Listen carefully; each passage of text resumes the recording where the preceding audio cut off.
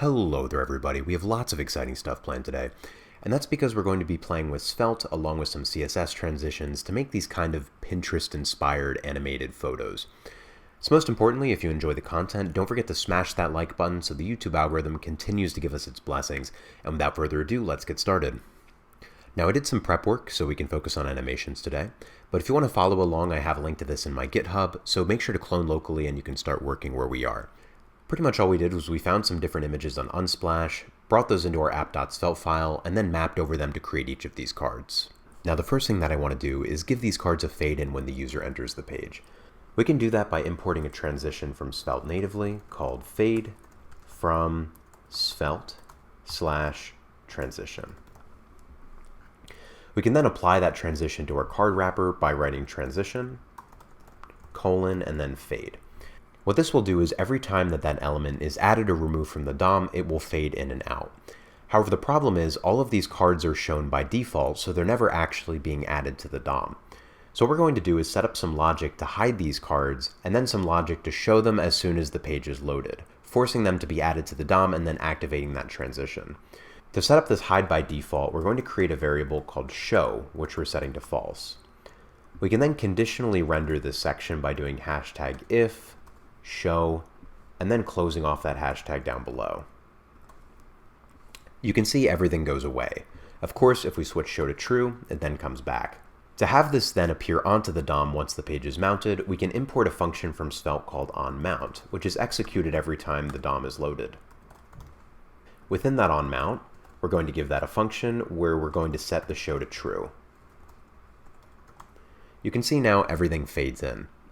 Now I think this would be more interesting if we had the images fade in one by one in this kind of cascading effect.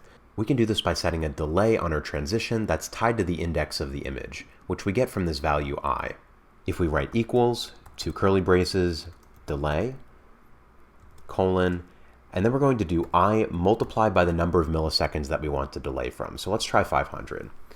So what's happening here is that this is index 0, it's going to multiply by 500 and have no delay. This is index 1, so it's going to have a half-second delay. So let's see if we like the way that looks. That's maybe a little bit slow, so let's reduce this down to 100 and see if it looks better. There we go. Okay, just so this doesn't drive us crazy every time that we change something on the page, we're going to set show to true, and then activate that transition again at the end. Now next we're going to add our view button that animates in from the top, and we're actually going to do this using vanilla CSS transitions. So first let's add what that button would look like once the animation is complete. Within our card wrapper, we're going to add a button, and then we'll give that some text. Maybe we'll do view. We want that button to be positioned within this image itself, so we're going to change its display to absolute and then set it to this upper right corner. We can do that by adding button to our CSS. We're going to make the position absolute, and then we can set the parent element to relative, so it knows how to position itself within that div. If we grab our card wrapper class, put that right above here, and then set the position to relative. To position this to the top right, we can set top to 0.5 em, and then right to 0.5 em. We use ems because the sizing is responsive, and therefore if the screen size is larger, it's able to adjust to that. Something like pixels isn't quite as good at this. Now let's add some styling to make this button look a little bit better. Since we're going for the Pinterest aesthetic, let's grab the Pinterest red. We can then set our background color to that red. Our text doesn't show up so well here, so we can set the color to that text to white using color and then #FFF. To match the Pinterest look and feel, we also need to make this button a little bit larger, give it a border radius, and make that text bold. So we can start by adding padding to that button. We're going to add, let's try 0.5 em of padding on the top and then 1 em of padding to the sides. And that maybe fits the size that we need a little bit better.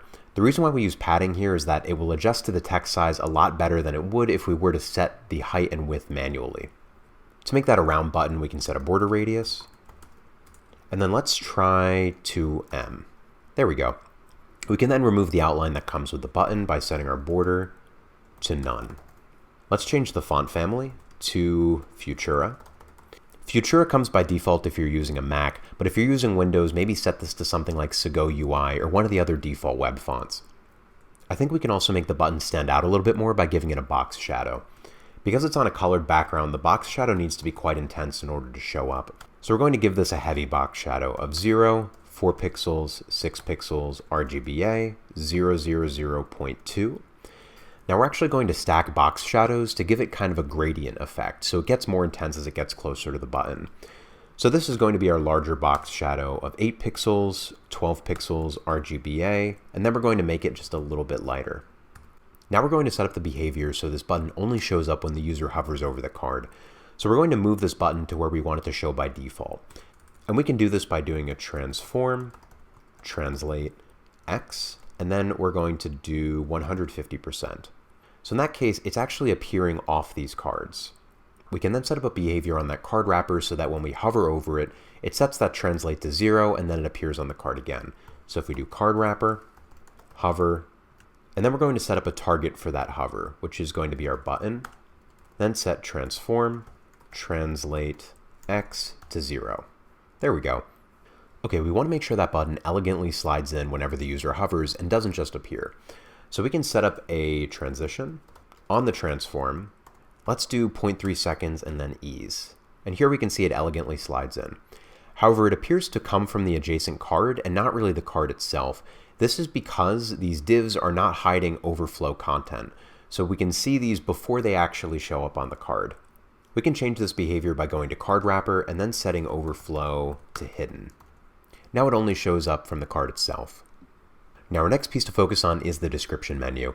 And as you can see from the button, my technique generally is to show what I want it to look at the end of the transition and then add that transition in. So let's first configure our markup. And you can see that from our data, we're getting this title and this description, which we're going to grab from the data and then pop right into our HTML elements.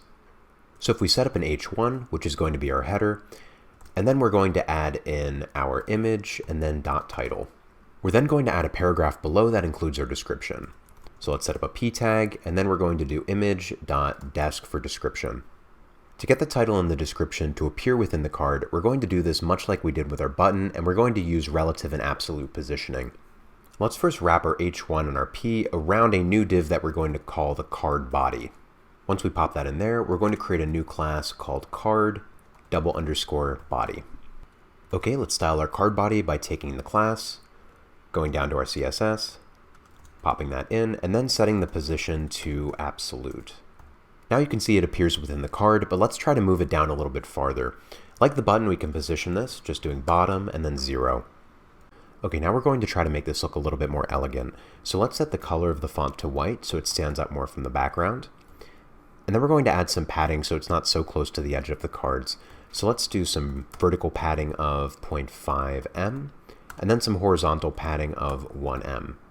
We're also going to set the fonts to match that of our buttons. So if we do H1, P, and then set the font family to Futura. We're also going to give that card body a stronger background so that text is easier to read. So if we do background color, and let's try RGBA 000.7. Now I find this a little bit clunky looking, so perhaps we can have a gradient that starts at black and then goes to almost translucent.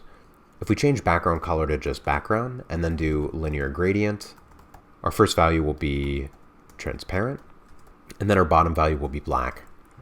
To help the text stand out even a little bit more, we're going to give it a text shadow. So for our title over here, it still looks pretty significant. So let's do text shadow. Like our box shadow, this is going to be a little bit dark because we have a colored background. So let's try 3 pixels, 3 pixels, 3 pixels, RGBA 000.3. Now that stands out a little bit better. You can see that our body is not adhering to our border radius, so we're going to set this border radius to our card wrapper itself. And because it has an overflow of hidden, that border radius should still apply on the bottom. So we're going to do border radius and then 15 pixels.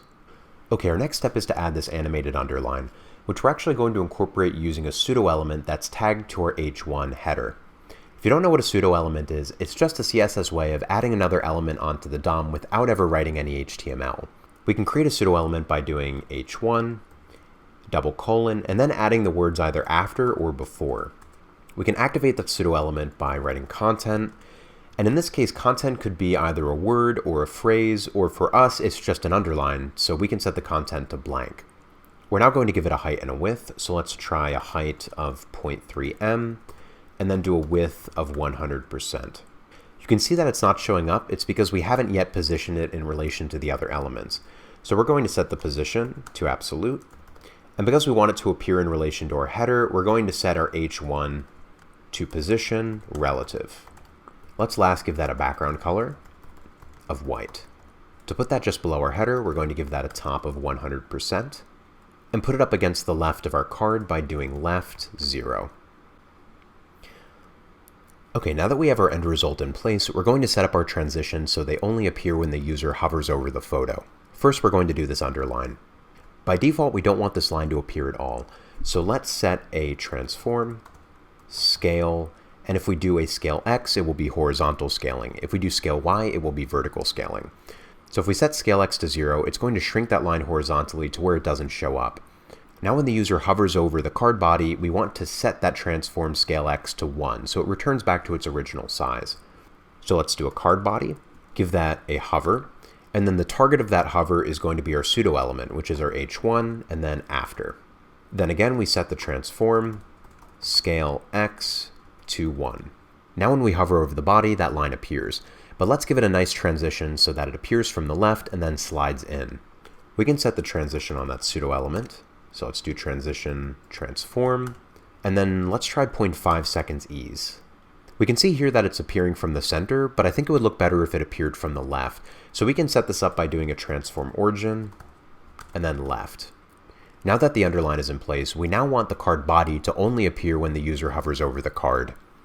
Much like the button, we're going to have the default positioning of the body to be below the cards itself so they don't show up. If we set a transform and then a translate Y to 150%, you can see that it now disappears. We can move on to the card wrapper and then set hover to that and then give it the target of the card body. Whenever that hover occurs, we're going to change translate Y back to 0. Now whenever we hover on the image, the card body appears. However, we want to give this a nice transition that slides up from the bottom. So if we bounce back to our card body, we can do transition, transform, and let's do 0.3 seconds ease. And once we have that in, our card is complete. However, let's activate the show fade transition that we set up in the beginning. So let's change show to false. And now whenever the page reloads, the images slowly fade in, and the user can hover on each of these and then get their description as well as our view button. Now that concludes our Pinterest improvement attempt using Svelte and CSS animations and transitions. Hopefully you learned something, and if so, make sure to like the content and subscribe, and we'll see you next time.